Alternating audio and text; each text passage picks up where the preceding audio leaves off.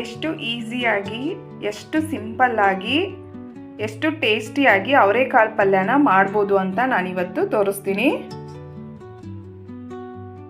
ನನ್ನ ವಿಡಿಯೋಸು, ನನ್ನ ಅಡುಗೆ ಎಲ್ಲ ನಿಮಗೆ, ನನ್ನ ರೆಸಿಪಿ ಎಲ್ಲ ಇಷ್ಟ ಆಗಿದ್ದರೆ ಪ್ಲೀಸ್ ನನ್ನ ಚಾನಲ್ನ ಸಬ್ಸ್ಕ್ರೈಬ್ ಮಾಡಿ. ನಾನು ಮೆಂತ್ಯ ಸೊಪ್ಪು ಹಾಕಿ ನಾನು ಅವರೆಕಾಳು ಪಲ್ಯನ ಮಾಡಿದ್ದೆ.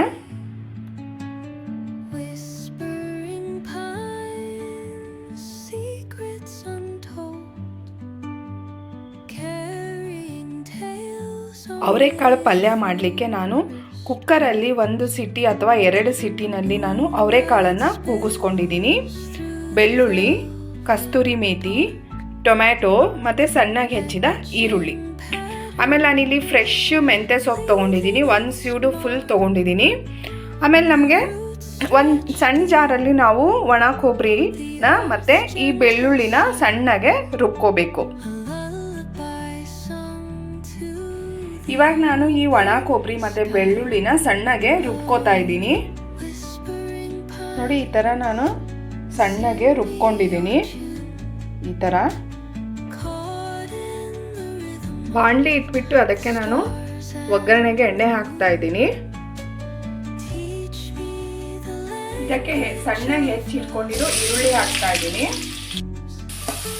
ಇದನ್ನು ಸ್ವಲ್ಪ ಚೆನ್ನಾಗಿ ಎಣ್ಣೆಯಲ್ಲಿ ಫ್ರೈ ಮಾಡೋಣ. ನೋಡಿ, ಇವಾಗ ಇಷ್ಟು ಈರುಳ್ಳಿ ಫ್ರೈ ಆಗಿದೆ. ಇವಾಗ ಈರುಳ್ಳಿ ಫ್ರೈ ಆದಮೇಲೆ ಟೊಮೆಟೊ ಹಾಕೊಳ್ಳಿ. ಇದನ್ನು ಸ್ವಲ್ಪ ಎಣ್ಣೆಯಲ್ಲಿ ಫ್ರೈ ಮಾಡಬೇಕು. ನೋಡಿ, ಇಷ್ಟು ಫ್ರೈ ಆಗಿದೆ ನಂದು. ಇವಾಗ ಇಷ್ಟು ಫ್ರೈ ಆದರೆ ಸಾಕು. ಕಸ್ತೂರಿ ಮೇಥಿ ಹಾಕ್ತಾ ಇದ್ದೀನಿ. ಹಚ್ಚ ಖಾರದ ಪುಡಿ, ರುಚಿಗೆ ತಕ್ಕಷ್ಟು ಉಪ್ಪು ಮತ್ತು ಅರಿಶಿನ ಪುಡಿನ ಸೇರಿಸ್ತಾ ಇದ್ದೀನಿ. ಇದನ್ನು ಈ ಥರ ಫ್ರೈ ಮಾಡ್ಕೊಳ್ಳಿ. ಸ್ವಲ್ಪ ಸಣ್ಣ ಉರಿಯಲ್ಲಿ ಇಟ್ಟು ನೀವು ಇದನ್ನು ಫ್ರೈ ಮಾಡಬೇಕು, ಇಲ್ಲಾಂದರೆ ಘಾಟ ಆ ಥರ ವಾಸನೆ ಬಂದುಬಿಡುತ್ತೆ.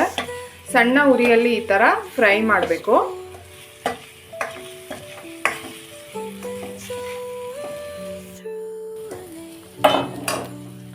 ನಾನು ಆವಾಗಲೇ ರುಬ್ಬಿ ಇಟ್ಕೊಂಡಿದ್ನಲ್ಲ, ಅದ ಕೊಬ್ಬರಿ ಮತ್ತು ಬೆಳ್ಳುಳ್ಳಿ ಅದ ಪೇಸ್ಟ್ ಹಾಕ್ತಾ ಇದ್ದೀನಿ.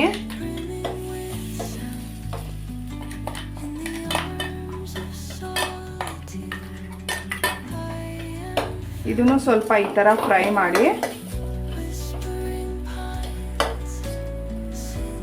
ಇದಕ್ಕೆ ನಾನು ಫ್ರೆಶ್ ಕಟ್ ಮಾಡಿ ಇಟ್ಕೊಂಡಿದ್ನಲ್ಲ ಮೆಂತ್ಯ ಸೊಪ್ಪು, ಅದನ್ನು ಹಾಕ್ತಾ ಇದ್ದೀನಿ. ಇದನ್ನು ಈ ಥರ ಸ್ವಲ್ಪ ಫ್ರೈ ಮಾಡಿ. ಇದಕ್ಕೆ ಸ್ವಲ್ಪ ನಾನಿವಾಗ ನೀರು ಸೇರಿಸ್ತಾ ಇದ್ದೀನಿ.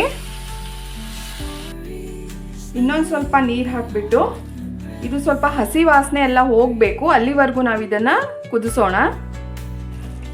ನೋಡಿ, ಈ ಥರ ಕುದೀತಾ ಇದೆ. ಒಂದು 5-10 ನಿಮಿಷ ನಾವು ಇದನ್ನು ಕುದಿಸ್ಬೇಕು. ಯಾಕಂದರೆ ಅದು ಮೆಂತ್ಯ ಸೊಪ್ಪೆಲ್ಲ ಬೇಯಬೇಕು. ಆಮೇಲೆ ಕೊಬ್ಬರಿ ಮಸಾಲೆ ಹಾಕಿದ್ವಲ್ಲ, ಅದು ಎಲ್ಲ ಸ್ವಲ್ಪ ಹಸಿ ವಾಸನೆ ಎಲ್ಲ ಹೋಗಬೇಕು. ನಾನು ಅದಕ್ಕೆ ಸ್ವಲ್ಪ ನೀರು ಹಾಕಿಬಿಟ್ಟು ಇದನ್ನು ಕುದಿಸ್ತಾ ಇದ್ದೀನಿ. ನೋಡಿ, ಈ ಥರ. ಇವಾಗ ಸ್ವಲ್ಪ ಒಂದು 5 ನಿಮಿಷ ಇದು ಕುದಿದ ಮೇಲೆ ಆಮೇಲೆ ನಾನು ಇದಕ್ಕೆ ಅವರೆಕಾಳನ್ನು ಸೇರಿಸ್ತೀನಿ ಲಾಸ್ಟಿಗೆ. ಯಾಕಂದರೆ ನಂದು ಆಲ್ರೆಡಿ ಅವರೆಕಾಳು ಕುದ್ದಿದೆ. ಸೊ ನಾನು ಅದಕ್ಕೆ ಲಾಸ್ಟಿಗೆ ಅದನ್ನು ಸೇರಿಸ್ತಾ ಇದ್ದೀನಿ.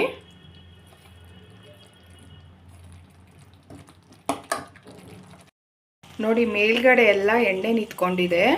ಅಲ್ಲಿವರೆಗೂ ನಾನು ಸಣ್ಣ ಉರಿಯಲ್ಲಿ ಇದನ್ನು 10 ನಿಮಿಷ ಕಾಲ ಬೇಯಿಸಿದ್ದೆ. ಈ ಥರ ಮೇಲೆಲ್ಲ ಎಣ್ಣೆ ನಿಂತ್ಕೋಬೇಕು. ಅಲ್ಲಿವರೆಗೂ ನಾವು ಇದನ್ನು ಸಣ್ಣ ಉರಿಯಲ್ಲಿ ಬೇಯಿಸಬೇಕು.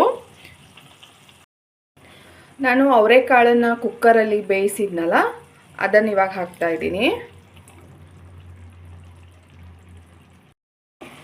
ಚೆನ್ನಾಗಿ ಕಲಸಿ 1 ನಿಮಿಷ ಇದನ್ನು ಬೇಯಿಸಿ ಆಫ್ ಮಾಡಿದರೆ ಆಯಿತು. ನೋಡಿ, ಈ ಥರ 1 ನಿಮಿಷ ಇದನ್ನು ಈ ಥರ ಎಲ್ಲ ಮಿಕ್ಸ್ ಮಾಡ್ಕೊಳ್ಳಿ.